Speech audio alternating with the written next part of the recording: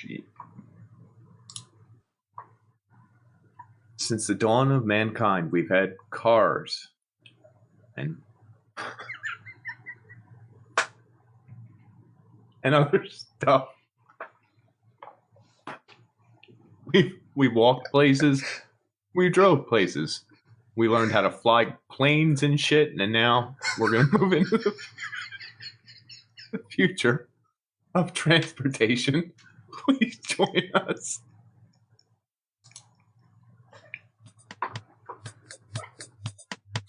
So I'm Dan. And I'm Nick, folks. We're old friends dissecting one topic at a time. People, technology, media, we've got it all covered. Each discussion here is a deep dive into our unique perspective. Taboo, forbidden subjects, they're all on the chopping block, baby. We don't pander to popular opinion. We might even get a little bit dirty. Warning, this podcast may contain mature language and sexual content, and is for infotainment purposes only. So join us. Have a good time. Open up your ear holes, because we're going to fondle your follicles.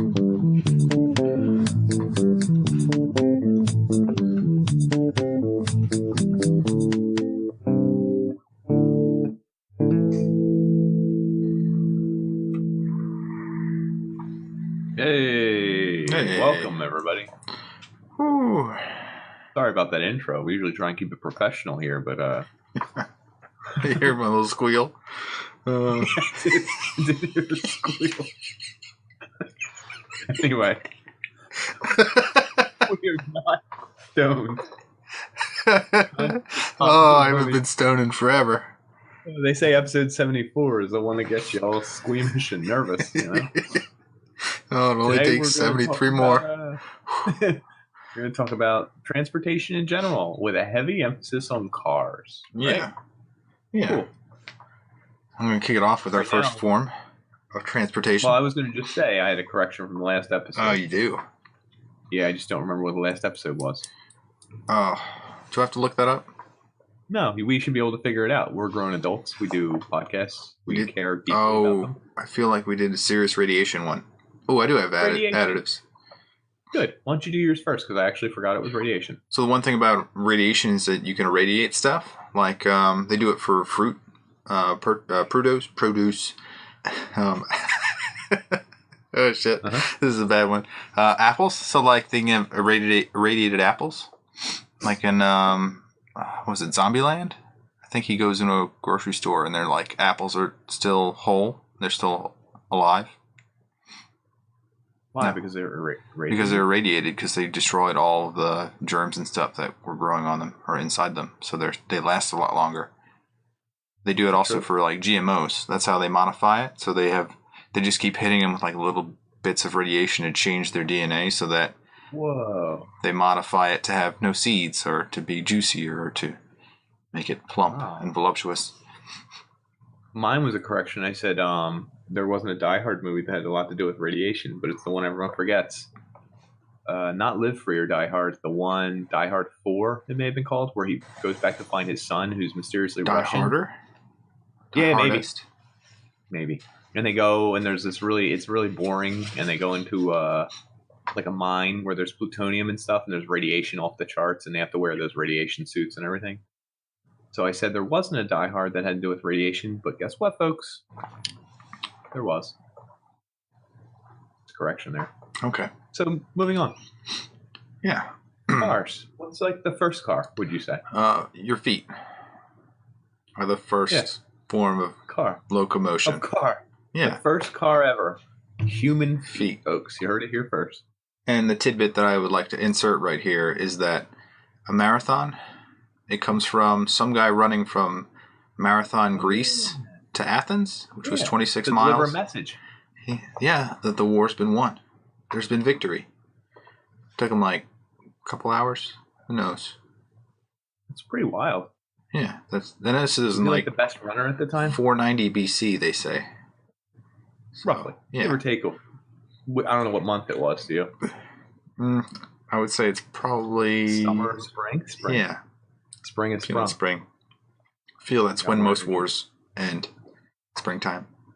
Though you're also keep in mind, runner's body, usually you do not as much running in the winter, so you kind of get your fat on a little bit. Mm-hmm. And then I think, well, summer you're running, and then it's comfortable again in the fall, so this could have been a fall run. Yeah. Did you ever see that? There was a story about a guy that swam the English Channel, and he was fat when he started and skinny when he ended. He lost like several pounds when he was swimming. He burned that much. Sound like a real story. There's a film crew, and probably Bear Grylls was involved. Who knows? But okay. He was bloated. It wasn't. No, it wasn't him. Okay, he was bloated beforehand, and then he was just emaciated and like wasted away. Oh, it just makes me think that like the amount of energy you use running. Like if I were to run all day back and forth to work, which would take me probably 3 hours each way, and I'd quit my job, I would lose so much weight. Yeah, I mean, because during the run, you're also not gaining any calories. Yeah, but it makes me think like if you were being like if you could run and eat and drink and all that stuff and just act like keep running, how far could you go? I wonder when would you actually physically break down if your body was replenishing itself completely? We'll have to come back on this one. No, you clearly are not a runner because I don't stop because I'm out of nutrients. I stop because my knees hurt or my ankles hurt or my feet hurt or my hip hurts or something. And I'm just like out of breath. I'm just like, this is stupid. I'm lucky we have automobiles because I don't think I've ever run in my life. Marathons? Have you done marathons before? Nah, the most I ever ran was a 10-mile jobber. I don't think I've ever done like a 5 mile or a 3 mile. 250% more than what I did. You never did a 3 mile, like a 5K? 3.1 miles? No, I don't think I ever cared. No. I'll just sit over here. Heart. Yeah. Beating in that chest. Yeah. Somebody's had like triple heart surgery and they have no legs and they're still crawling. And I'm just like, Not going to do it. Here's, take my charity. Here it is, $100. So we had legs, feet. Mm-hmm. Hey, by the way, they're supine, may I say. So fine? Glorious. No, supine. That's an adjective. You're going to have to look that one up, kids. But they're glorious, and they are one of the most naturally gifted. Did you know we can outrun any animal, I think? You know, I heard that also. We can outrun a horse or something. For a we can longer distance. We would never beat them in a race. Yeah. These things. But as far as distance is concerned, we keep it going. Tracking them down. It's almost like the human being is the most adaptable species ever, I guess. Yeah. Well, I mean, we probably got laughed at by all the other animals out there until we could chase them down forever. And then they're like, oh, shit. Well, someone made a funny joke, and of course it's tongue-in-cheek, but it's the human is the most powerful top of the food chain, ruining the earth until one of them falls in the zoo enclosure. I'm like, yeah, you're right. But still, our large numbers and our technological advancements, we are number one. But please don't let me fall into an orangutan exhibit or a cheetah exhibit. I will squeal like an animal and run around in circles. So what did they come up with next? Like, obviously, the next step after feet is segway. Do those really? Do they still exist? Do people use those? Yeah. You know the guy who invented the segway, right? Mr. Segway, yeah. Yes, John C. Segway. Do you know what happened to him? He fell off a cliff riding a Segway and died. Yes, he did. He died doing what he loved, inventing the Segway, looking really cool on a Segway. But what is the next mode? I mean, we obviously ride horses, but that doesn't count. You're riding an animal. Is there like a mode of transportation before car? Skateboard? I don't know. I think it was bikes. I think the bicycles were next because they're unpowered. Yeah, I like that. And then ride a bike far? Oh yeah, I like riding bikes. Oh, okay, cool. I ride them in circles because they're so much fun to ride. Round and around we go. First car. You want to get the first car? Yeah, we mentioned this when we talked about production, right? Was it the Model T, or that wasn't the first car? Model T was the most produced car. First car to be produced in multiple countries. Made? Say Carl Benz, like Mercedes and Benz. Mercedes and Benz. It was 1885. First practical automobile. What did it do? I don't know. I was just really curious. Like, I wonder, did you stick gasoline in the end, and then like it would go into it, and then it would be a combustible engine? You turn it on, and it just. I got distracted because they started talking about was it uncracked oil or something like that? I forget the word, but it was like they didn't refine gasoline enough to make it so that you could have complex engines, and you also had no suspension. Like, I'm gonna lean on the Model T here. Is that there were like two models? There's like a this is bullshit, but there's cruiser model, which I don't know what it was actually named, but it was like a 2-seater, and then there was also like a 4-seater. Hell yeah, for the family. For the family, yeah.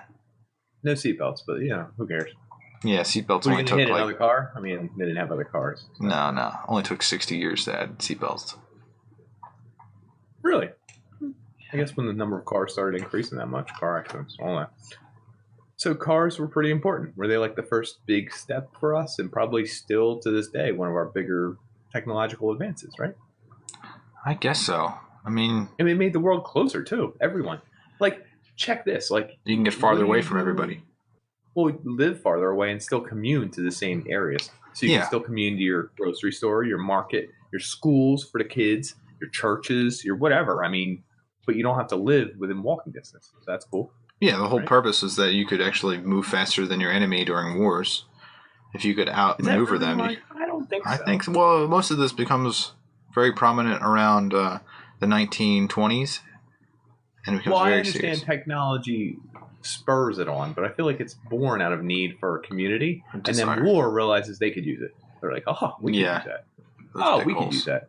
Oh, we could use that to kill people. Mm-hmm. I'm sorry, something's distracting me on the left side here. Yeah, I mean, this is kind of like the birth.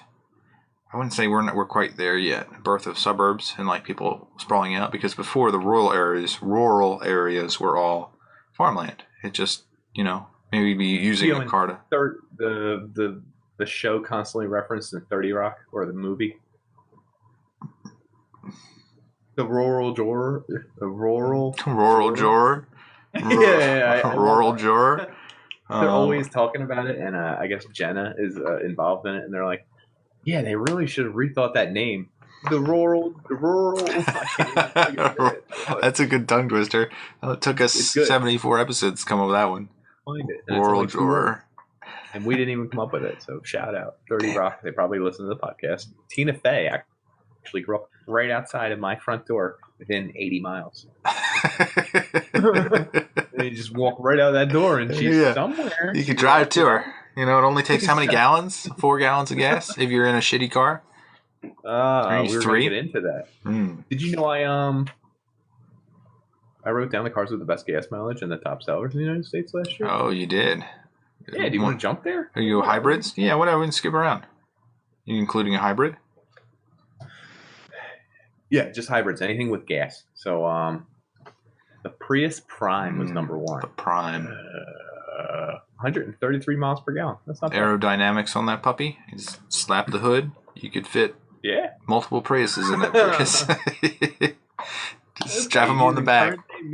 Yeah. No one drives a Prius and feels proud.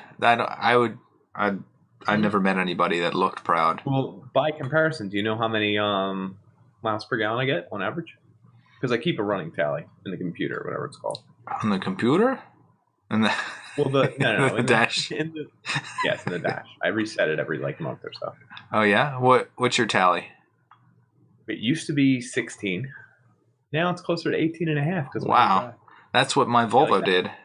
Volvo 850 from 1994 or 6, both of them about the same, yeah. That was awful. That cost a lot of money to drive, especially during the gas price surges of the 2000 somethings. Was it 2009-ish? Yeah. Yeah, probably. We were on college time. Which caused me to buy my other car, which is very good with gas mileage, 28 normally, but you can get up to 31, 32.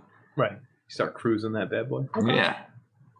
Start letting it do the cruise control. Just let it out on the open road and just cruise. You can tell cruise control guys from non-cruise control guys.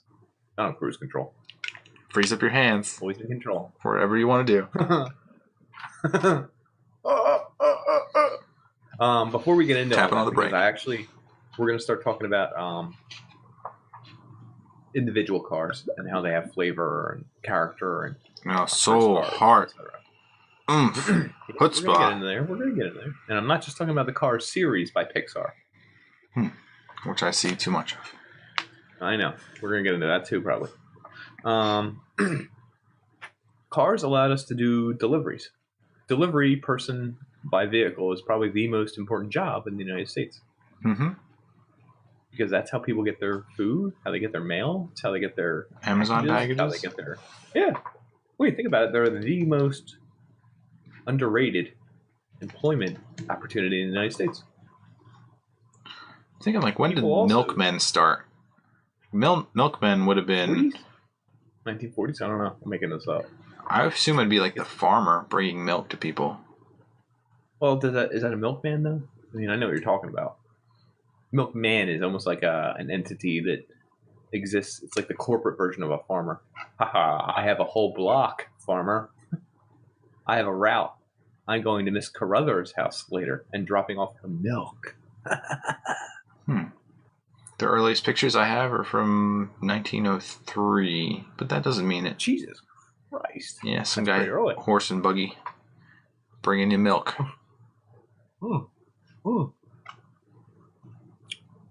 They can bring you ice too, right? For your ice box. Yeah, because you have a hole in your basement that holds ice. Sure. Keep your shit cold. Yeah. That's wild.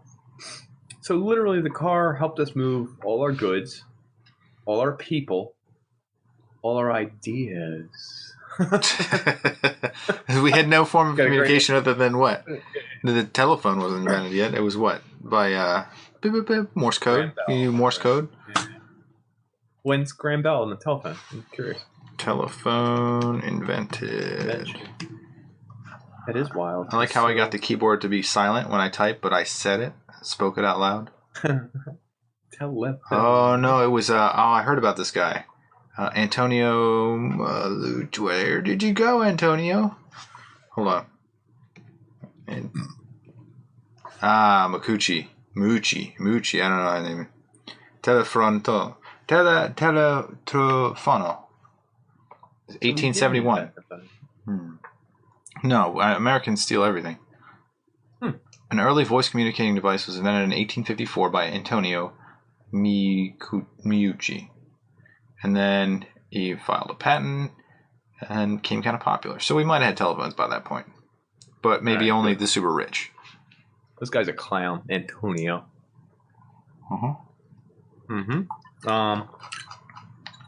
So maybe information didn't pass that. Either way, information could move quicker because just in general, there are certain things you can only carry physically. Like the information of, I had a son, I'm bringing him somewhere. Do you think people brought their babies places? I guess so. AT&T was in 1885. So you think they went for a drive? I feel like this is like the airplanes of the 450s maybe? Okay. Where they're like, getting at there? You fly in the air for pleasure. You're enjoying yourself. You're luxurious. You're experiencing the finest. I feel like in the 1910s, you probably 1920s, in the swinging 20s, you jump in your car and everyone's having a great time. Get this. What's crazy is we're just saying it like people in the 1920s, but if we go back in time, we look at it for real. These people were loaded. Definitely. And I don't mean money-wise. That also. These people were like cranked out of their mind. They're probably doing their doctor's version of cocaine. They're probably drunk from noon. They have a good amount of money, and they're on these roads where there aren't rules or speed traps or other cars.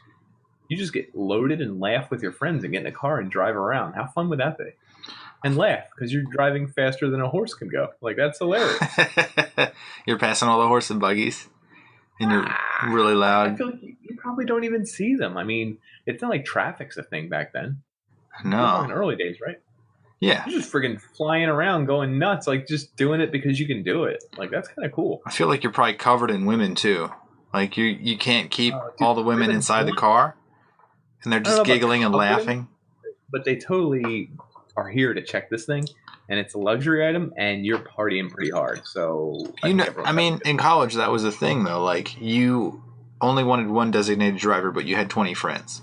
How many layers could you fit in your car? I mean, I know you can go 3 or 4 layers deep, and you could probably fit about 3. You can't go 4 layers deep. I mean, you have people sitting in the back. You probably have 4 or 5 in the back if they're tinier people. Sorry. Right, so here's where no, this is cool. Feet, knees, so this is where shoulders. I want to go with 4. I don't think you can go 4, dude. It's a massive flesh, and I would love to dive into that flesh any day. So what I wanted to get into was I have a whole page of everyone's first car and everyone's cars. Really? All those? Yeah, people. You made the decision to buy your car. I was given my car because it was a hand-me-down. That's cool, dude. That's awesome. Yep. I had to buy my car, but it was from the people who across the street who were a little wealthier, and they had their son died of cancer, I believe, actually. Oh. So I think it may have been either one of his cars. It wasn't like his car at the time. It's like it's a haunted car, but one of his cars. And it was a 92 teal Firebird. I remember this. Yeah. Did that help with picking up any women at the time? Not at all. I just loved it. In fact, I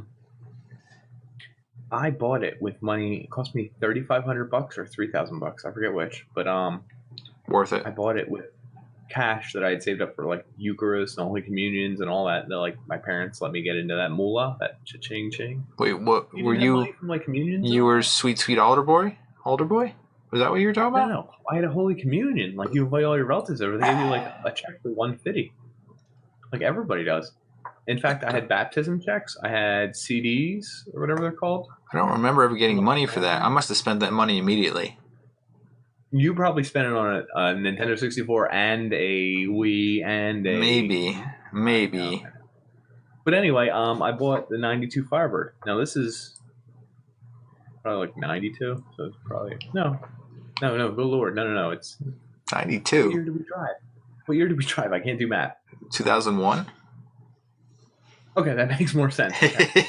So you're 7 years old? Right. Working in the steam mills, pumping out that coal. Boy, I would drive it into high school, park wherever the hell I want, whatever. Like, this is a man. And the thing is, the most important thing I could do was, at the time, I bought my own CD player. Oh yeah, when you could put it in that slot. And I had to figure out. Well, I had to do the slot myself. Because Best Buy would have screwed up. I heard so many people say they don't. They just destroy your car. Yeah. Well, think about it. Best Buy doesn't give a shit. I mean, who you have? You're asking your friend essentially to put it in there. Yeah. But a friend that doesn't care about you. Connected the wires and stuff, and at first it didn't work, but I think we just missed a wire, so we opened it back up and was like, put it back in, boom. I still can tell you what it looks like with the graphics, the little blue lights and all that. Little flash, little pulse. My favorite thing was attack. Go left and right. So all these things had ATT, and it was called attack, and you could press it, and it would drop your volume by like 90%. It was like a almost mute button, but not quite. And I was like, like if you get a phone call, but I don't think cell phones were popular. So what was attack for? Hey, someone in the back said something important. Hit the attack button. Yeah. Would you say, Jimmy? Yeah. Attack off. And then you're back to blaring the music. But I had T-tops, which not a lot of people even know what they are. I have no idea what that is, no. See that? So T-tops were like, it's like a semi-roof, but it's made of like, I mean, it's a window that's detachable. So I would throw a few bars, take them off, and you would have to remove them from the roof and put them in the back. What that left was your car, the front of the car, the windshield, and it would stop, and it would be like an open, except that there was a strip of the car still that would run like this, and then you get to the back panel. Why didn't we ever drive around like that? I did. I don't remember that. Maybe you were too much of a Warminster area kid. You know what I'm saying? Farther away than that. Farther away. I know. I'm giving an idea. You're a Warminster area kid. I might have missed out too. I don't know what I did all of high school. I don't recall. See, that's what's funny. So I remember everyone's cars, like at the time. So you know mine. I do, but I don't know the year. But I didn't want to get into it. Because I had two. Right. Well, I was talking about the one before you glid. Same car, different. Was it the exact same car? The same model, yeah. Different years. You guys had a thing for it? I don't know. I was told to get that car, so that was the one I got financial assistance on after I wrecked the first one. Well, that happens. But everyone gets their first car like at 16, 17, 18. And that becomes your symbol of freedom. You're like your peace. Your car becomes so important because it's the first time you can leave your house without your parents. Yeah, you can get away from them. You could turn your music way up, and then you turn it the hell way up. Speed on the roads where you can see there are no cops. Yeah. Yep. You can also smoke it out. You can get girls in there that'll have fun. Yeah. They'll giggle in the back seat. Listen. So you're touching all the important parts. So, like, if you ask anyone, what's your first car? Everyone has an answer. Everyone knows. A car is a super important thing. We're downplaying it, but like, I asked my dad years ago, and I still remember his was a 70 Buick Skylark Green. Wow. A 70 Buick Skylark Green, I guess. My mom was a Toyota Celica.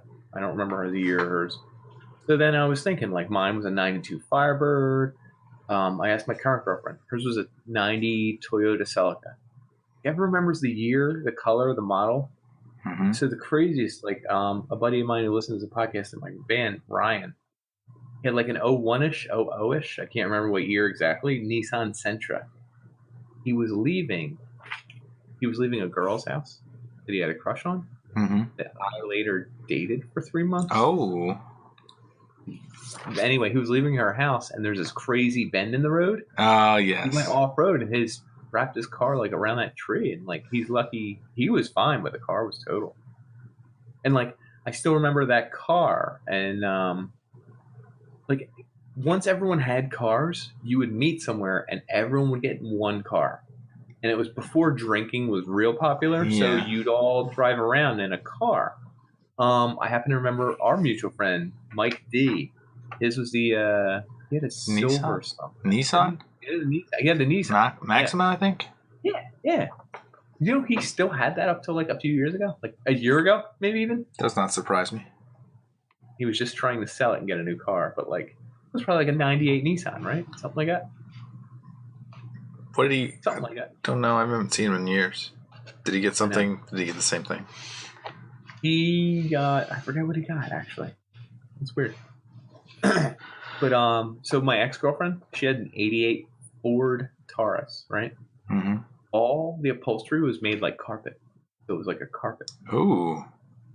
Which is kind of sexy, but kind of like... gross. Also at the same time? No, like whatever. It was awesome. So this is right before she started dating me. She was dating someone who looked like Han from The Sandlot. And they were messing around, and he grabbed her keys while she was driving. She was doing like 60 on the highway, and she grabbed the keys, pulled them right out of the ignition. They came out, and she was still driving, doing 60. And they were like... But I mean, different cars had different foibles like that. I guess it was still stuck in the on position. I don't know if she had to plug them back in to turn it off, but like, that's cool. So what were Go ahead. What were the problems with your car? Like on my car, it would the sunroof had a little sunroof. It would drip directly on my head. Right on the driver's seat. Yeah, I would just be like, oh, okay, it's happening again. And then like the visor would drop. It'd fall down and like it didn't clip in. Oh, it's standard. That happened to my 2015 vehicle. Yeah. What else? What else is there? Check this one. Cigarette lighter. Good example. Didn't work. What? Did you care? How funny is it that we had cigarette lighters in all our cars? That we still do. We'd push it in.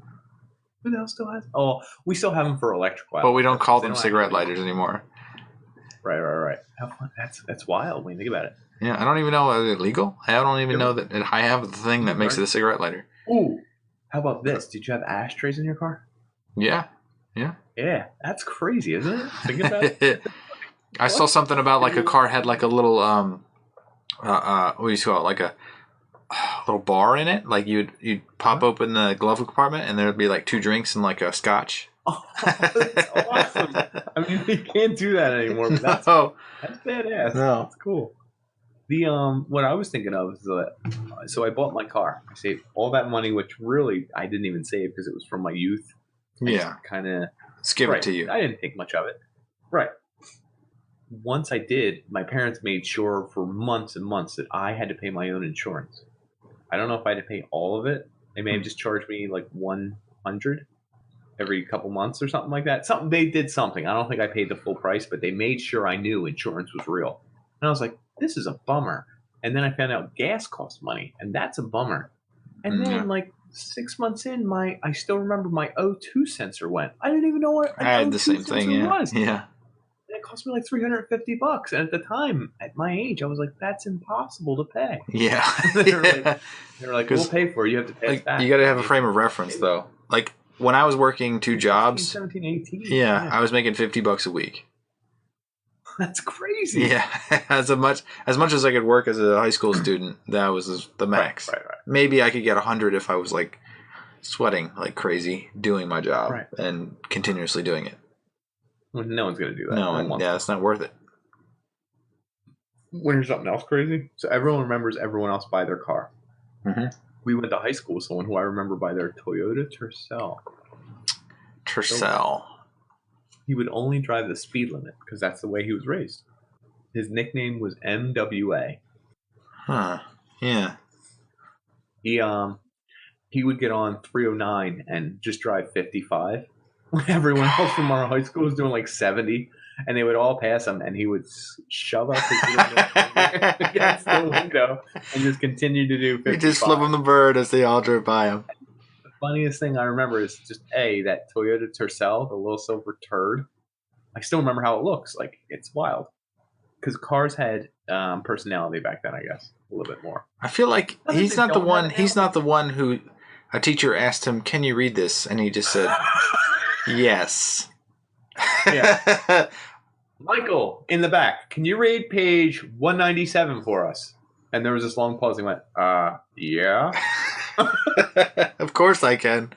Of course you can. Would you? High school, Michael. Yeah. Can you please read it for us right now? May I? Yeah. Yeah.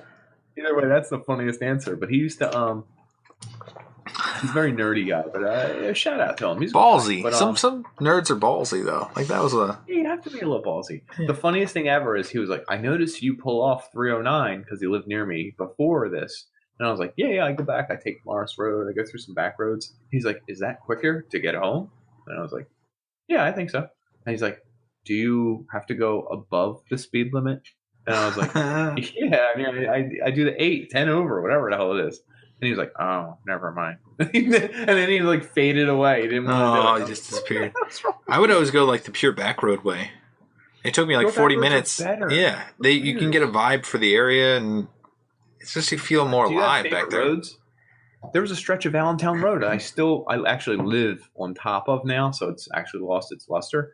But I would love to drive over because it was real windy, but you could see far.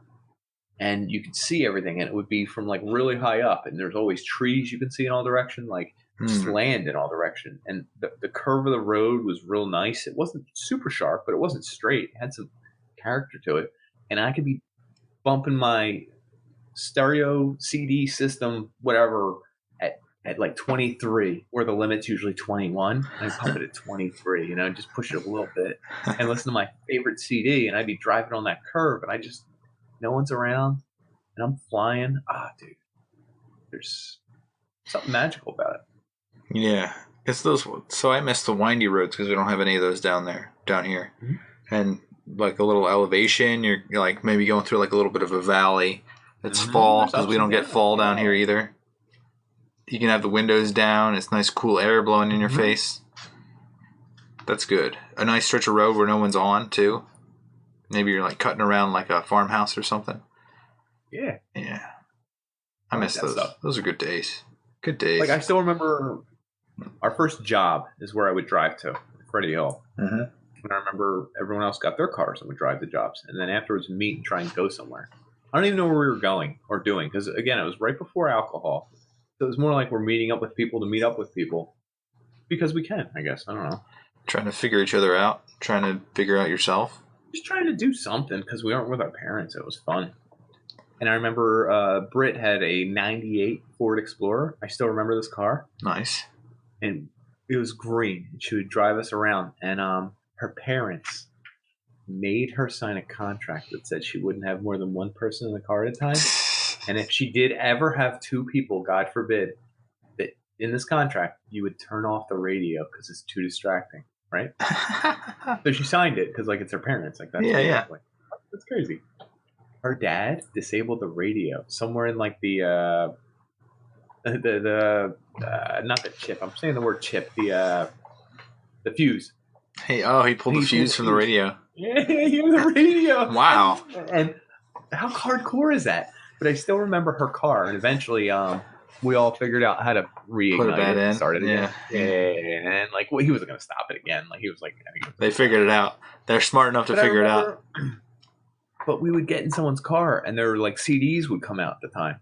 Huh. And I remember, like, you'd look at that ream of CDs. Oh man, the black book. Yeah. Oh, dude, you flip through the pages. If someone was really hardcore anal, they had the book behind the CD. You're like, oh, alphabetical. One of these. Yeah, you better put this back. You know what I'm saying? Yeah, he's eyeing you while you're flipping through it. Yeah. Oh, you touching the CD? Sure don't touch the back. Don't touch the back. You get any fingerprints on that? You got to wipe it off. Make sure.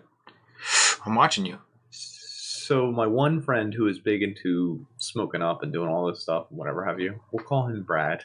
I don't know his real name. He owned an '02 Ford Escort with manual transmission. And it was the only friend who had a manual transmission.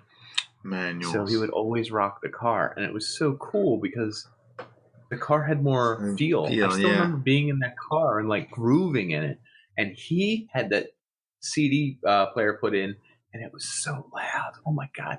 It had the silver wheel, and I remember you would crank it. It didn't have any signifiers on it, just a silver wheel. And we could get it as high as 30 or 31. Like, these numbers meant that. And if your friend was driving and you picked the CD, he would always let the passenger pick out the CD. Like, that's important. Like, you know what I mean? Yeah. You test the person by which CD they pick out. Yeah. And I'm putting it in, and everyone's smiling, and we know what's going on. And it's not my car, so I wouldn't set the volume. I'll just put the CD in. And the driver has volume control. How much he enjoyed it? Yeah. He'd do dangerous levels of volume if you really liked it. And if you saw Brad, we'll call him, switch the volume up to like 34 or something, and we were just driving around. Like, we were going Wawa, pick up some refreshments. Yeah. And then driving around like friggin', it's like 8, 9 at night, whatever, listening to music at extremely loud volumes in a car that would ebb and flow and just going for it, man. And if he just reached for that 34, like, it was like life changing. Like, you were like, everyone was just chilling in the car like kings. Like, you found your place. Yeah. Because at that age, you don't have a house. You live in your parents' house.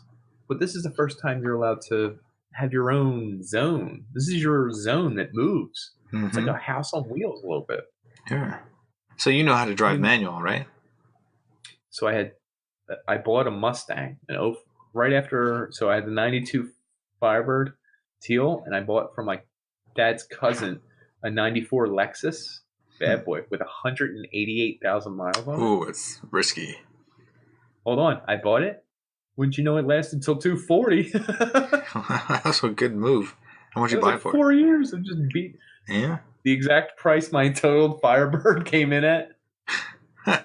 So here, real quick, did you ever been in accidents, like real accidents, or? I'm gonna dial back a little bit. So I have a memory of. Okay. Sorry. I don't really know how to drive manual, but the manual that I did drive, I drove it around my college campus with one of my girlfriends. She had a manual car. It was 3 a.m. I was not drunk.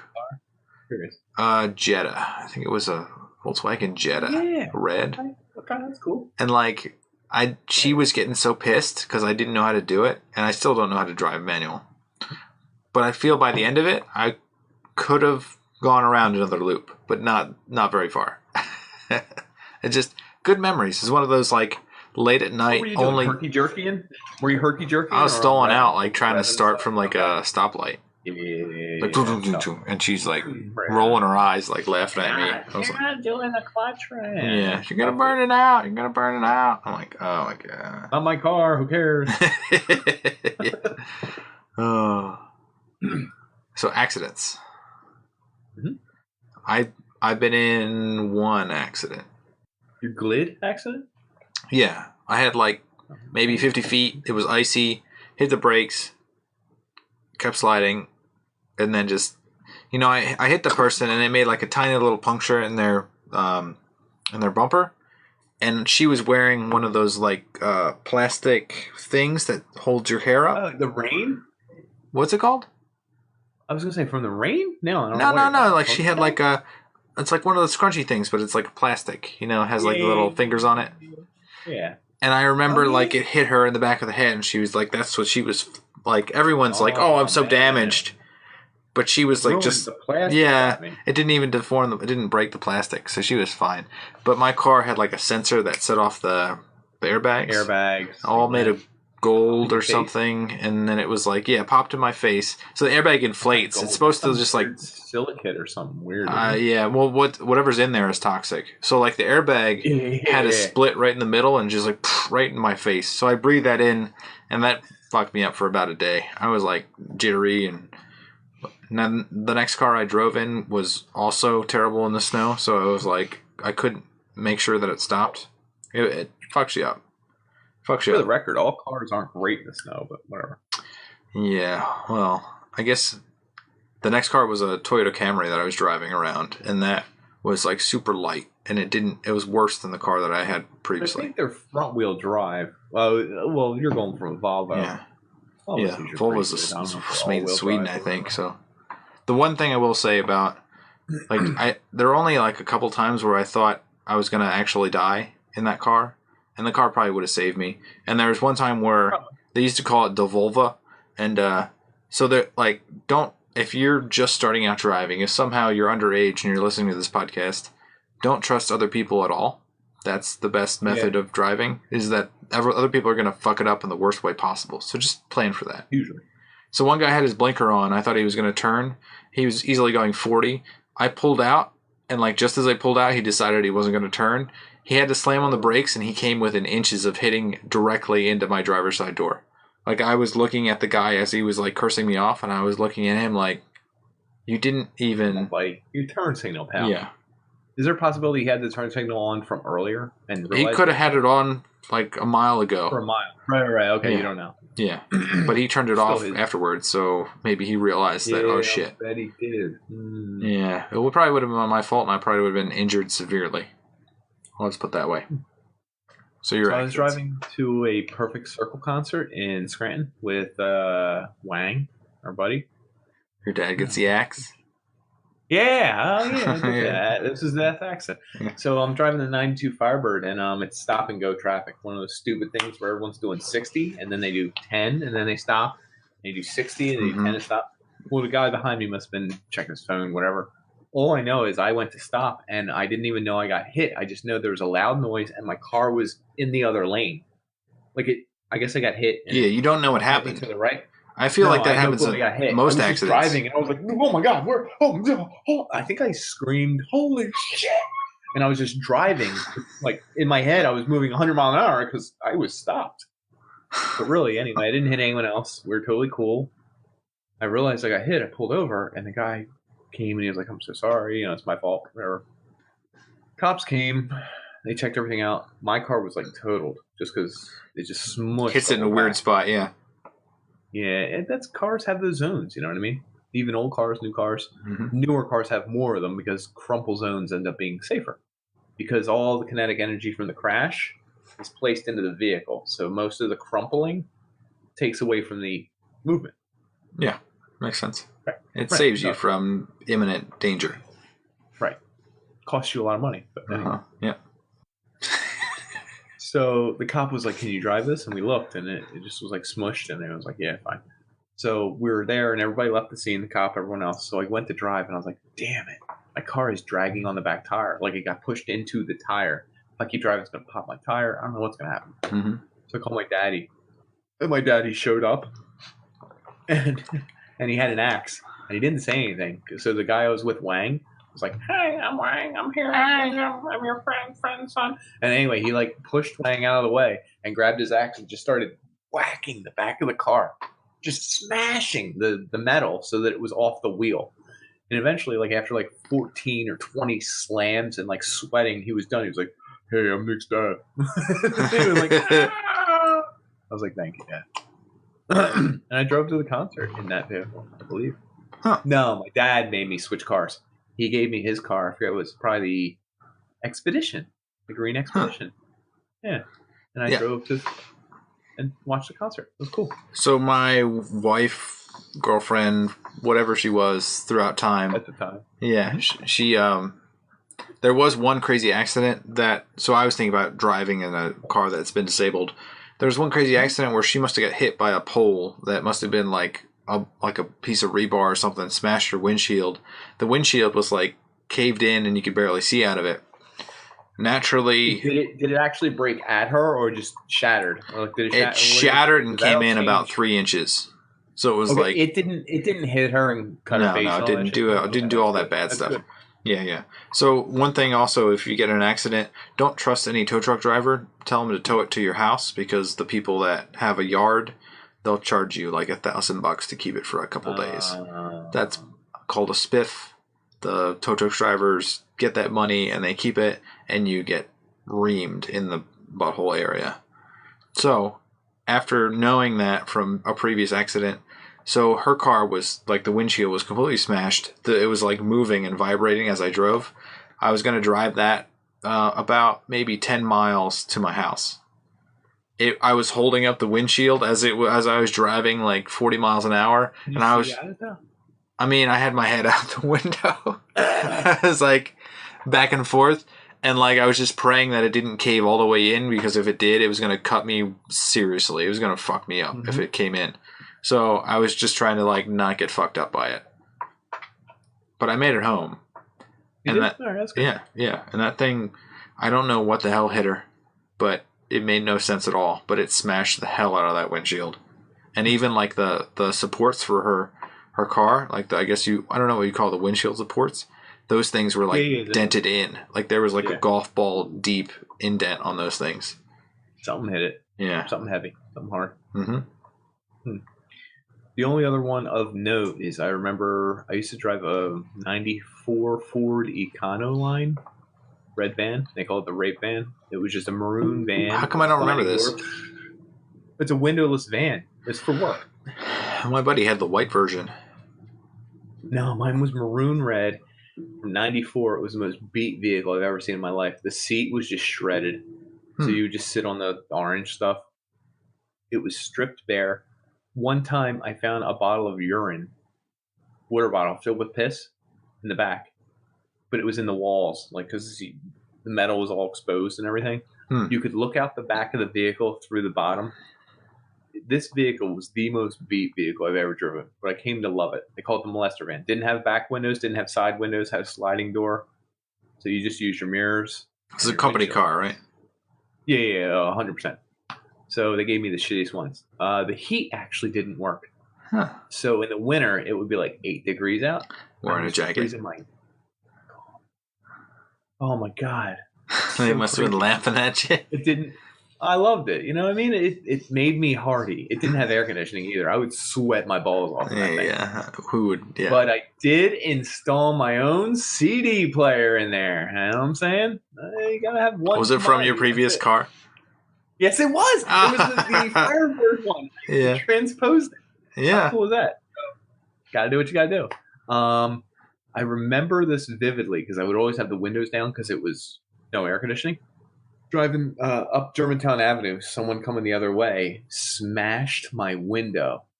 Just the rear view mirror, the one that you can change. You reach out your window and you do whatever with it. So like they were too close to you? They were too close to the middle. Ah. And I was too close to the middle. One of us was too close to the middle. Hit it. Now, it was so loose that if I drove over 40 miles an hour, the wind would actually push it. So it was this way. That's another thing. Like if you go over 40 mile an hour, like it's like this, and then it would start to curve like towards the vehicle. It would be parallel with me. I was like, I can't see anything, so I have to push it up. If you did 60, you just had to hold it. If you're reaching it, you'd be like, all right, we're holding her. And there's no other way to see. Your two mirrors are very important because you don't have a rear view mirror because there's no window. When he hit that, I remember I screamed, fuck, and glass shattered all over my face.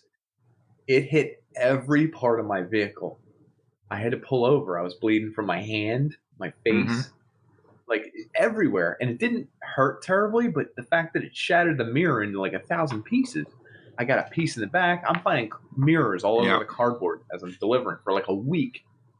But it messed me up to the point now where if I drove up Germantown Avenue and I was doing whatever, I always skirt a little to the right. Cognitive bias right there. Yeah. And I'm the most confident driver in the world. I still am. But to this day, driving up Germantown Avenue, no matter what vehicle I'm driving, I will kind of skirt to the right. Anytime I'm near the middle, it has trolley lines in it. So it's like very bumpy, weird road. It's a terrible road. But yeah, it stays with me. The glass shards are a unique thing. Like it's when I was holding up that windshield, I mean, and after I tried to clean out the car, glass shards are everywhere. You sit down on a glass shard and you know it immediately. It's like cutting into your butt. So like they also are like sand where they stay with you, and it's not so painful. It's going to break your It's like fiberglass. You can feel it. Yes. Mm-hmm. Well, fiberglass is, I think, made out of glass too, right? So it's like good point. The glass is weird. Glass is a weird material. Dixon, it's no good. So hold on, check this one. So I didn't get in an accident this time, but I'm going to mention it on the podcast because I don't know if I ever did. I took a ride with a friend of a friend. We'll call him Chad. Okay. Chad was drunk, wasted. We got in the car with Chad. He drove around Delaware, back roads, which are one way this way, and was passing people on the right and the left. Oh. And I was laughing. I was having a good old time. We're doing like 80 on roads that are 35. Like we may have hit triple digits, dude. I was having the time of my life. And it occurred to me somewhere midway that I was like, this is not a good idea. And I was like, dude, I just remembered. I made up some excuse. We got to go back and get some. And he was like, that's cool, dude. That's cool, dude. He dropped me off, and I was fine. And to this day, it was a crazy ride. I love that ride. But I would not wish anyone else to do that ride. I would not. I don't know how often he does it. I don't know anything. But you get in these situations where that might happen. You might be offered that ride 1,000 times. You take it the wrong time and it's over, as is told by Vanilla Sky. Don't get in a car with a woman that tells you... You effed me how many times that night? 3 times that night? 8 times that night. I don't know what that means love. Forever or something. Love, David! Just drive off the road. And that's the other thing about cars that I actually have stats on. Oh, how deadly they can be. Weapons of mass destruction. We talked about how awesome they are, how much character they have, how you remember everyone like, oh, dude, he drives a blue pickup. Every time I think of him, it's his blue pickup. Well, the death rates for people are like ridiculously high. Like cancer's like 30 or 40%. And like cars are like, what, 18-ish? I'm going to guess? Percent? I didn't have that number. What I have is 1.3 million people die a year. That's a lot. That runs up to 3287 a day. And that's die. Injured / maimed / disabled, you got 20 to 50 million a year. That's a lot. That is a lot. Over half of them are paid people age 15 to 44. Makes sense. That's when you start driving, right? So the number of people per million is actually going down in deaths because our population is going up, but it's a little safer when we get in car accidents. Very little, but a little safer because of the materials, airbags, sensors, all that stuff that we were going to get into maybe. Seatbelts, different kinds of seatbelts, different kinds of airbags, side airbags, sensors, deployment, very technological stuff that's helping us survive. But in the first half of your life, age 1 to 44, car crash is the leading killer. Number 1 in the clubhouse, folks. You're not going to die of HIV, cancer, whatever, which makes sense. You're 1 to 44. Okay, so I pulled up like odds of dying, and I don't know how it matches up, but odds of dying, you have heart disease, which is 1 in 6, cancer 1 in 7, chronic lower respiratory disease 1 in 27. These are also related to number 1 killers in the U.S., I think. These are. You're going by. Yep. I think it's U.S. I see a picture of the U.S. here. Yeah. And then suicide is 1 in 91, and then motor vehicle crash is 1 in 102. Mm-hmm. So this is lifetime odds of death for selected causes. So most of us are going to die of like 2 primary causes, and like accidents are 5, which is less than 1%, which I was way off with 18%. I'll say that. Whatever, that's fine. But I think it's like the surprising part is probably heart disease and cancer, chronic lower respiratory disease. Like those 3 things are top 3. You're not going to die of those when you're 18. But motor vehicle crash, that's probably a much higher percentage for people who are teenagers. Age 1 to 44, car crash is number 1. Nuts. What was do you know the percentage? No, I didn't have an actual percentage. Okay. That's okay. It's all right, Nick. It's all right. You can bring your research to the table at this point. So I did want to touch on a couple more before we get out of vehicles and their stories. I feel like a vehicle has its own stories. Like I still remember a buddy of mine, Dan, from college. Not this Dan, different Dan. He was like my best friend from college. He drove I don't remember what year it was, 02 Jeep Rubicon. 33% of deaths among 13 to 19-year-olds are because of car accidents. Wow, 33? That's a ridiculous amount. It's insane. That's over 25%. Yeah. Next step is 50 almost. Yeah, and that makes sense because the times that you are intoxicated and you manage to drive, while you're driving, you think maybe I'll be okay. I just need to make it to the spot, and then once you're done driving, you're just like, well, that was ridiculous. Like I don't think I want to do that again. Like that might have been a mistake. You ever drove drunk? Not to put yourself in legal trouble here. Yeah, I don't know what the statute of limitations is, but I'm aware of. But I would wonder my kids would want to see this. Yeah. That advice. That's Well, I think the one time I may have, I'm not going to consent to doing this, children, is that it's the point where things start to be warped in your own brain, where like things look like other things, and then that's the time to pull over. It's like I thought that was something, and it wasn't, and it like the true reality of what I was seeing is not what I was actually perceiving. Like a party, and on your way home you stopped or something, or I'm sorry, I'm like to figure it out. Like you're seeing like cars, but they look like something else, or like you see a red light and you just completely blank on it. You're like, oh, I didn't realize that was red. That's the scary shit. Like you go right through one and you're just like, that could have been really bad. Yeah, that happens. Even if you're not drunk, sometimes it's the scariest thing in the world. Yep. Mm-hmm. You zone out and go through a red light, and you're like, oh fuck, because it's too late. You already went through it. You literally survived death, and you're like, yeah. Okay. I've done that maybe twice in my life, and one guy was like, he's swerving out of the way, and I was just like, I went through a stop sign. I'm not gonna stop because I didn't hit anything, but holy shit. You already done it, right? Let's move on. Never again. Crap, I forgot where I was immediately going. Odds. I did. No. The only time I remember driving drunk was the Flyers beat the only time you may have driven drunk. May have driven drunk. I definitely didn't. But the Flyers beat a team, Montreal Canadiens. Do you remember Sandgate? Oh, we were talking about the series where he scored on the breakaway and he nailed the goalie and then got up and scored. Got up and scored. Anyway, I think it was at that game. It wasn't that was game, one of the best games I've ever seen.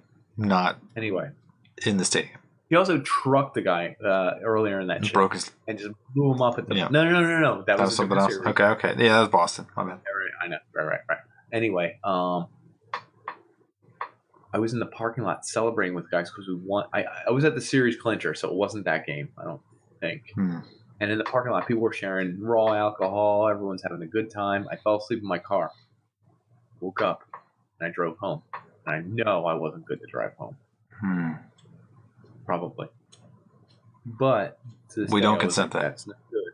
We don't consent that. It was bad. So raw alcohol is what? Grain alcohol? No. Like just from a bottle. Like it wasn't a mixed drink. Like it was like either Jim Beam or someone had Jack Daniels or someone had, it was a dark liquid, and I was sharing it with strangers, which it's never a good idea. Yeah. So I was going to segue into so your car runs on gasoline, right? Yeah, not liquor. Do not put liquor in your car. Sand. Don't put sand in your car. I know you could, but it's not a good idea. Ethanol? Sure. Corn? Yeah, corn oil. Yeah. Is actually grain alcohol. Corn oil. Grain alcohol. I guess that makes more sense now. Like Everclear, kind of? Yeah. Actually, you can actually. I think you can drink grain alcohol. It's like. Yeah. Oh, you can. You can. Yeah, but up to 10% legally allowed in the United States. What is it? So it actually is what's in your gasoline. So you might have actually been drinking what you were burning that night while you were driving. If it was stronger, which you said it was not. So hold on. No, that wasn't. But I drank. The rumor was when I went to the university that if you drank grain alcohol, which was Everclear, you could go blind. Shot. You ever hear that rumor? Yeah, I did. I got mono from some guy telling me to drink Everclear. What did you do with him afterwards? Give you mono. He had it on the rim of the drink. I guess he was giving it to everybody. It was one of those giant, like water, cool, like, yeah. He had a whole jug of it, and everyone drank it. So I'm pretty sure everyone got mono from that one guy just, like, passing around. Or it was from an ex-girlfriend. Someone else. Yeah. Okay. But is that the substance that's in ethanol alcohol? Like when I pull up 87, 89, 92, like those numbers? Today, the most common cause of blindness from drinking is methanol. Wood alcohol can damage the optic nerve and even kill you in high concentrations. Any alcohol can kill you in high concentrations. Don't drink methanol because it's going to kill your optic nerve. Weird. Moonshine drinkers. Outbreaks of blindness. Really? Yeah, it's a real thing. That's a real thing. Oh my god! I remember doing that at the Navy house. Like there was a house where the kids who all joined the Navy or whatever were in, and I was like getting horrible moonshine, telling them I wasn't afraid of it. Whew, good thing. I didn't do that either. Yeah. That's wild. I didn't know that. So I like how our car episode is mostly a drinking and drinking. It's a freedom episode. That's what it's called. That is freedom. I mean, your car is freedom. Your car also becomes synonymous with you. Like I've had. So. Did you ever make love in your car? Sweet, sweet love. Oh my god! Hold on.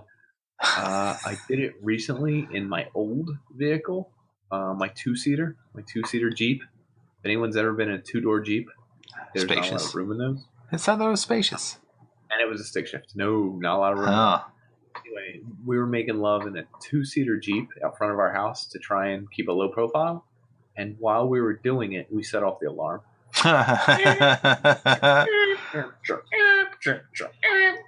The other thing is, see, you're not from the city, but car alarms become a lullaby. Oh, it's like ambulance, police.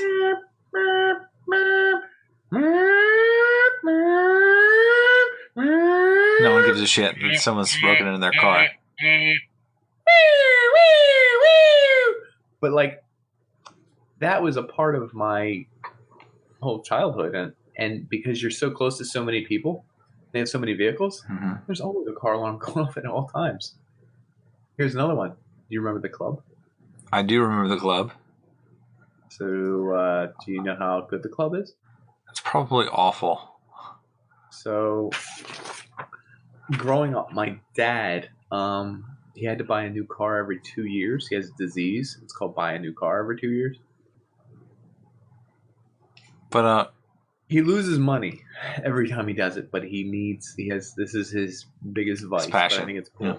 Right. It's his passion. And it's never a new car. He just has to get a different vehicle every 2 years. So since I've known him and been born, he's had 30 or so vehicles. Wow. 40. That's a lot. Right. I'm also counting vehicles he tells me about. So really, since I was born, he's probably only had 20, but I'm only 30 something. I'm really. Whew. Did you know we owned 4 conversion vans as a family? Like the vans where they have the Extra 2 front stuff. seats.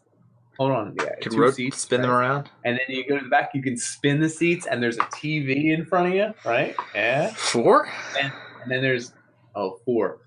The red one, which was the fancy one that cost a lot of money. It literally had backup music. I always wanted one of those.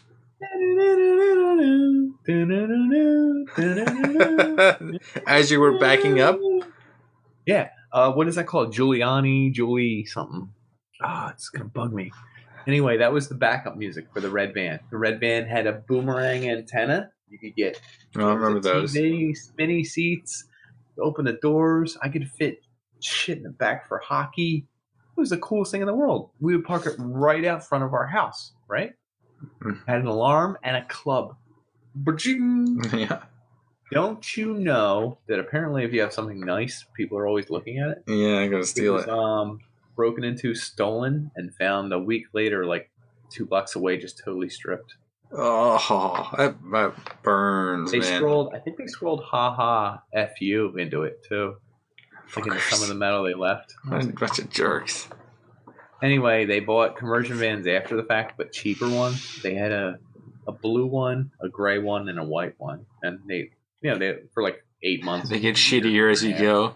Yeah, and they never were that good, but we would always put my hockey stuff in there. That's when I started playing roller hockey. So that kind of hints at like the city versus suburb. So like the car made the suburb, right? Like the Transcontinental Highway, I think was like the first Lincoln. The first highway was the Lincoln Highway, which is like 1918 maybe.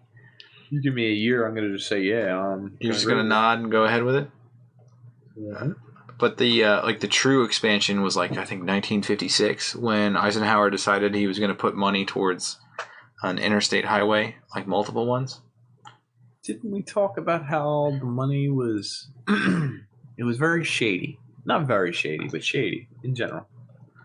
I don't know about your shadiness here. We're gonna have to come back to that one. The spots they used for the highway on-ramps were usually poor neighborhoods. They used eminent domain to take over poor areas? Sort of. What it is if you picked a better neighborhood, like if you picked a super nice all-white suburb, and you said, we're going to put the interstate here, do you mind if we drop it down here? They had a lot of money to fight it. They would put it in courts. They would have all this stuff. All these people would show up. If you did it in inner city neighborhood, usually they didn't have enough money to fight it. They were like, I got plowed over by it. Right. Eminent domain. Noise pollution, a little bit. I don't think you call it eminent domain unless like the president's doing it. No, you could. I mean, for the good of the people, you could take over land that is for the betterment of the general populace. Sure. Anyway, they did it. So that was like post-war. The city and the suburbs, right? Yeah, because everyone had a car at that point. End of the war, they're starting putting down Levittowns. They have a highway system, spread of the suburbs. So the question I want to ask you, city versus suburb, what's better? Do you want your car broken into saying, haha, fuck you, because you're surrounded by so many people, or do you want to be in the suburbs where you can keep it in your garage, keep it safe? I definitely like suburbs more now because I can be away from more people. Like, there's still people in our age group who've gone back to the city that have money. And the people with money are avoiding that situation we just discussed. Gentrification. There you go. They buy the nicer places in inner city. Where they can lock their shit up. These things and lock everything. And it's good on them, I guess. But it's not for me. I actually think I prefer, honestly, the drive. Like, I love having a car. I love driving. My favorite transmission? Manual transmission. I know we touched on it, but when I bought my 05 Mustang, I didn't know how to drive stick shift. But it was a stick shift car. My dad had to drive it home from the dealership because I didn't know how. And then I just started working on it. I would drive around the neighborhood, learn how to do first gear, second gear, stall out, do this. You know what I mean? I burned the shit out of that clutch. I'm sure I did. And it was a V6 Mustang. Don't think I was a badass. But it was cool. I learned on that car. And then my next vehicle had to be a stick shift because I loved it. So I bought the Jeep, the 2012 two-door Jeep, and that was stick shift. Loved it, man. You can feel a car's heartbeat when you're driving stick shift. You're going. I mean, you can decide between third and fourth. That's a big decision. It really depends on the road you're on. If you're going through some dips and some valleys, you gotta throw that bad boy in fourth. You know what's coming up. If you're coming up to a turn or something, throw her in third. You don't even have to use your brakes. You can actually save on brake pads driving stick. You hypermiling. You put the engine. You put the energy into the transmission, rather. Yeah, it's gonna slow down. It slows down a lot. Like you'd be like, whoa, whoa, whoa, whoa, whoa. Okay, but again, you don't. If you have a manual transmission, you don't enjoy city driving. Yeah, because you got to keep popping it up and popping it down. Oh my god, you're in first gear sucks. First gear is not a driving gear; it's a pull out of stop gear. So if you're stopping and going what's the mile like? Like after you hit like 10 miles an hour, you want to be out of first, right? Maybe 12. Yeah, if you want to be out of like 7 miles an hour, you want to just drop it in second. Just anything to just start. Technically, you can start in second if you're good. And your car's maybe rocking a tiny bit. You know what I mean? But anyway, like first gear is a wasted gear. It's just a pull-out gear. So really, city and city life and city driving, I know, is not. It's not for driving. It's not beautiful. It's not fun. It's a duty. There's traffic. That's the other thing. I hate traffic.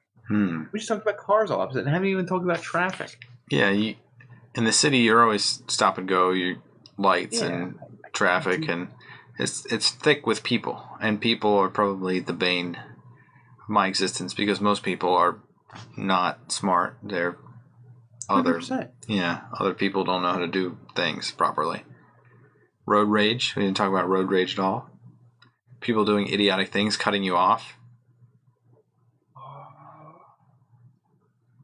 I see people all the time cut across like 3 lanes to get over. It's just like you could just, wait and go to the next exit. You could be polite about it and realize that you made a mistake and just accept your mistake. Road rage often comes down to 30 to 1 minute of extra time. Yeah. Or less time, or a head start of 30 seconds or 50 feet. Road rage often comes down to very, very, very small amount in car world. But it's perceived as bigger because as we're in our cars, which is our worlds, you just get this thing where you're like, son of a bitch. He thinks he's going to beat me to the red light? He's not going to beat me to the red light. I'm going to fuck his car up.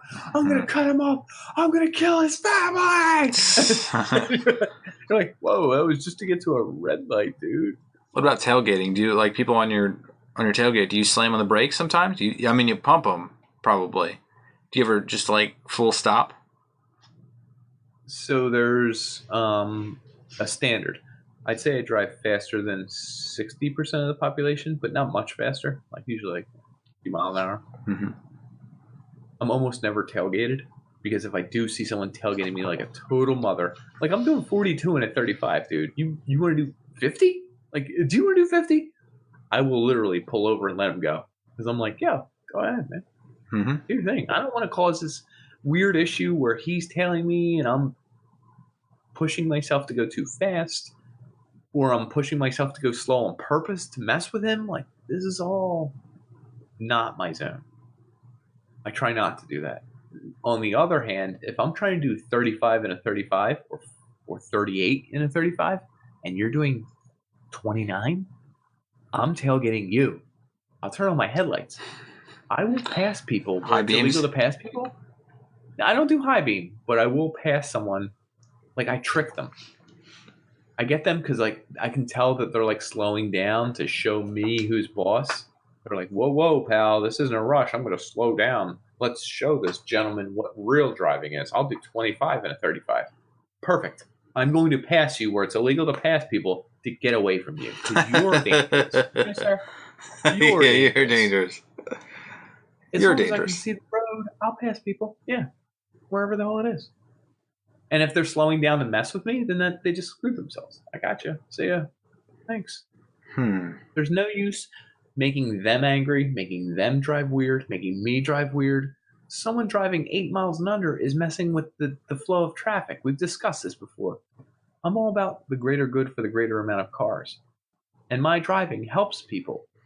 If you're going to screw with people and make them all drive worse, you're the problem, sir or ma'am. You follow me? I do. There's certain people that don't, they're not paying attention to the flow of traffic. They're not with other people. They're on their own. They're on their island. They're driving however they want to drive. No awareness whatsoever.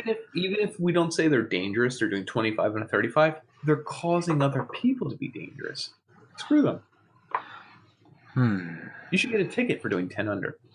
You're making other people drive crazy. You're making people tailgate you. You're making, like, you know when there's like 9 cars in a row and you're all going real slow in a zone where you're ever, and everyone's trying to figure out what's blocking the road. Yeah, they're like, what's going on here? Everybody's driving a little haphazardly. That person caused that. We should kill them. Theoretically, in hypotheticals. With language. With language. So let's move on to... a slow finger as you drive past them.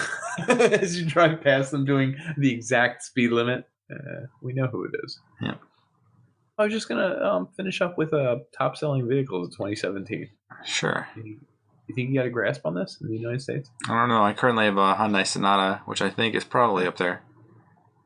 It didn't make the list, but it's probably. I would imagine it's in the 15. I did. Yeah. Oh no, I did top 20. Oh dang it! It's okay. It's the probably. Elantra? Oh, the Elantra. Hyundai Elantra. That's because it's cheap. Yeah. Fusion's also cheap. Right. Oh, listen, cheap is a reason. Yeah. It's right. It's not a good car necessarily. It's just the most bought. Highlander. Boom. That's GMC actually Sierra. RAV4 is probably in there. Keep on. We'll get there. Sentra. I want to go to the top 5 and see if you can guess. So I'm giving you the answers here. Yep. Sentra, Nissan Sentra, Grand Cherokee, number 15, Nissan Altima, 14, Ford Explorer, number 13. Is it Chevy Equinox? Yeah. 12. Ford Escape, 11. The old Corolla, still chugging strong at 10. Honda Accord, number 9. Honda Civic, number 8. Boom! The Honda CR-V, number 7. Number 6, we got the Camry. Who's Camry? Toyota Camry. Yeah. 5, Nissan Rogue, which is an ugly, stupid vehicle. My dad owned one for a while. He didn't like it. So I got top 4.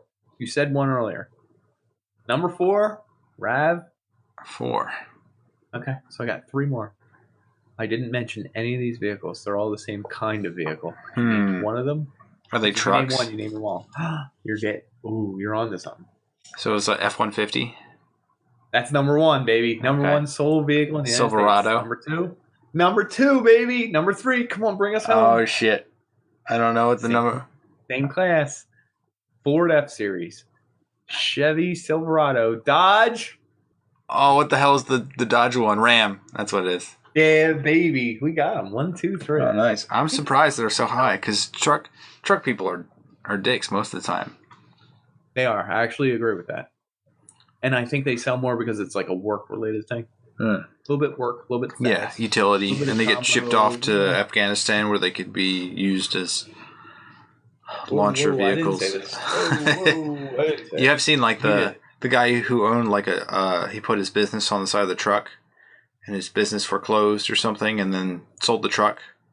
And there it is like on the news, like Bob's Plumbing is firing rockets out of the back of a Toyota. That's awesome. Has his number right on the side. It's like, you're supposed to take the paint off of that. Yeah. Come on, dude. I sold it to you. You got to change it. It makes me look bad. So, moving on, I just wanted to touch on last but not least, maybe. I think cars play a big part in our video games even. We could do a whole episode of this. I'm just going with... I have GTA, Driver, which doesn't get enough credit for what it is. Driver was awesome. I always like getting in the trains in GTA, like the early one. You get on the train and just like the cops would do like, you big butt, you'd be driving along. GTA 3 was revolutionary. I mean, you could get in your car, you can get out, you can start fights with cops. one level would occur. Like that happened in the earlier games, but not in 3D. You know what I mean? The other ones, the top down, 2D. 3D, Garanga. It was a whole new world. Yeah. Did you get into we talked about Burnout games. I know we did. Oh, Burnout. So good. Oh, yeah. And then Need for Speed. Yeah. Need for Speeds. They changed the whole... Customize your whole car. I think that's what killed, like... if I didn't play a Need for Speed game where I could customize everything, I would probably want to do that to my own car right now. Hold on. We're talking about ultimate customization game. Gran Turismo. Gran Turismo. Jesus Christ. Turismo. You're thinking about... the movie. Yeah. Clint Eastwood. Yes. But yeah, you could change everything, right? It's like you could make it like your idle speed different. In Gran Turismo, yeah, you could change your gearing ratio and stuff. You could pick from 1,000 different kinds of tires you wanted on your vehicle. Insert different turbo rods and different gear shift ratios. I'd be like, I don't know what this is, but yeah, give me the racing one. Just wild stuff. But it taught me so much about rear drive cars, rear wheel versus front wheel. So you probably you played some of these where it actually taught you how to drive. I feel like most of the women out there that don't know how to drive never played a video game. It's because they haven't played video games. Yeah. You never had to predict how the course is going to be and how the other people were going to like cut in your way. You needed to cut that corner perfect and then not get clipped by the driver behind you. It's like that sort of thing is pre-planning, and you're already like shifting gears to get into that position. So if I'm driving my country back roads or whatever and no one's around, I do racing lines. Do you know what they are?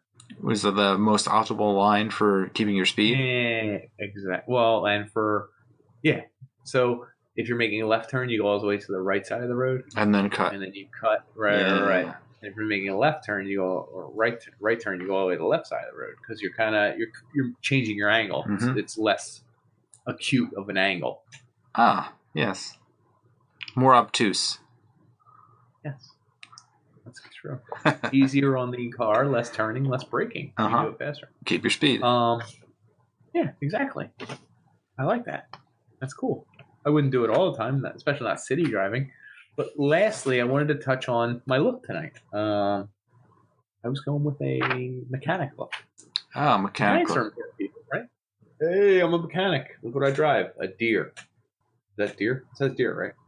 Mm-hmm. Deep. But mechanics all wear these, right? I think so. I don't know. Mechanics wear that at all. I don't know.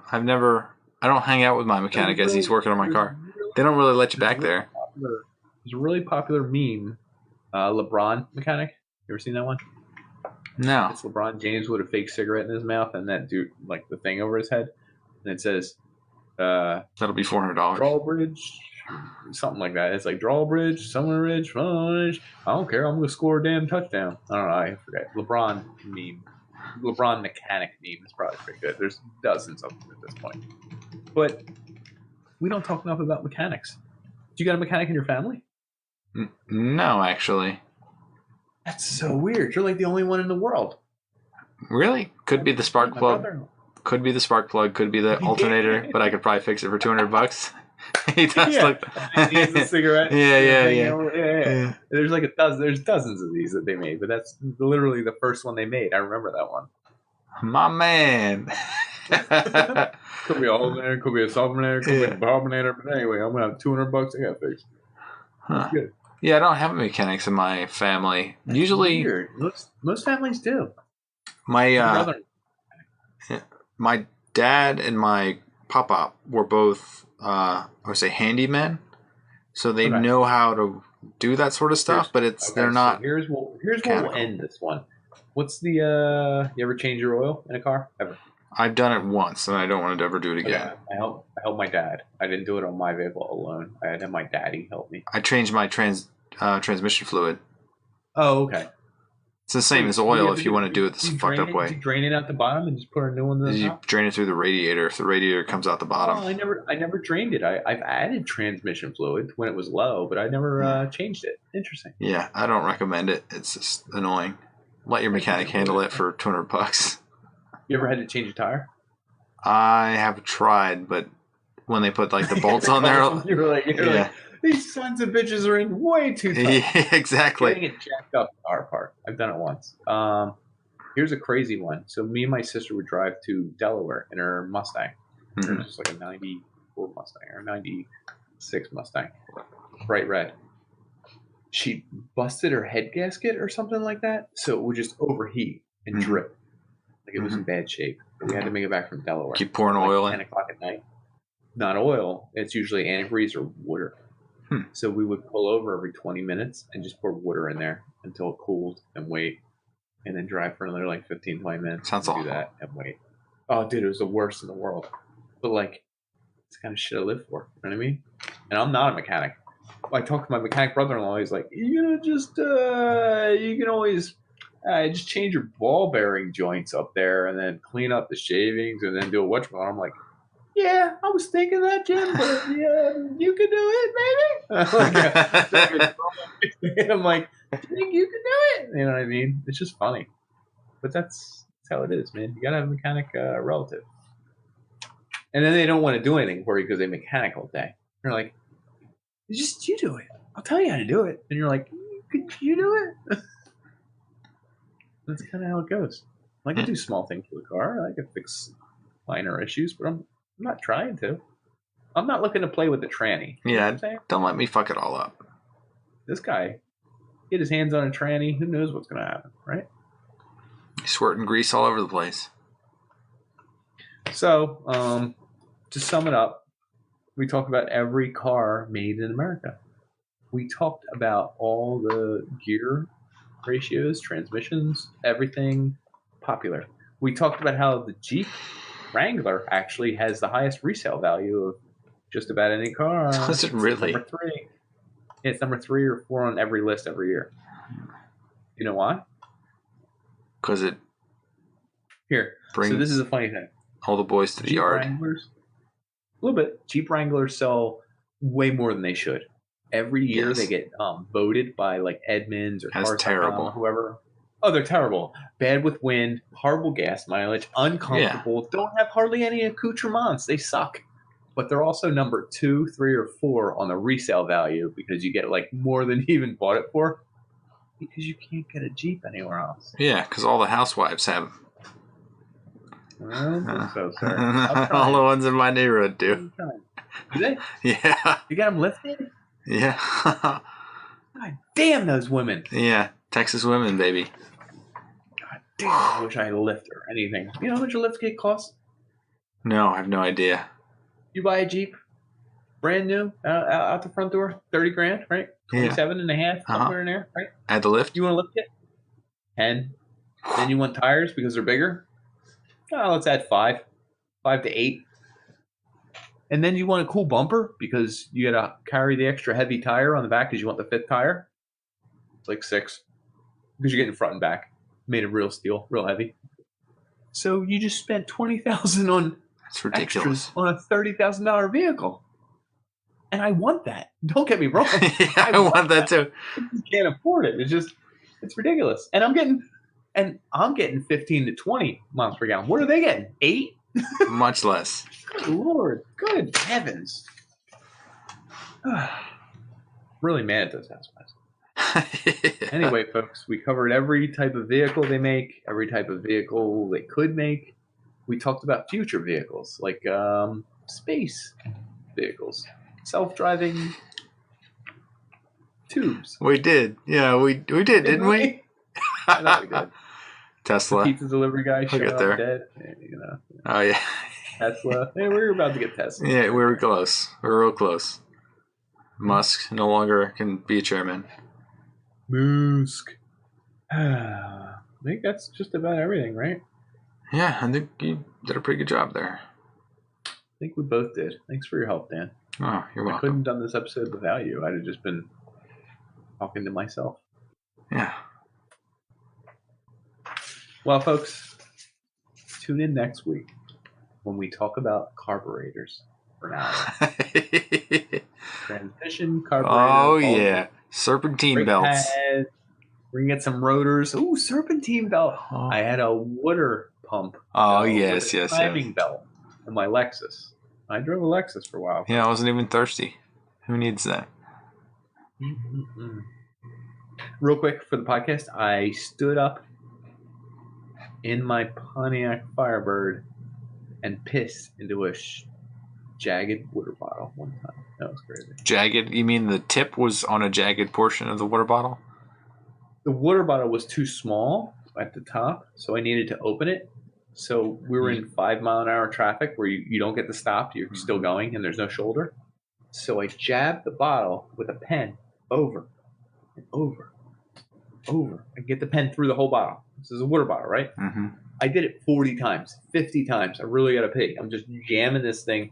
Eventually, I had so many holes in it that I could pull it off. Oh, wow. And it had all these sharp, tiny points all over it. And the Firebird seats are low. You're like down on the ground like this.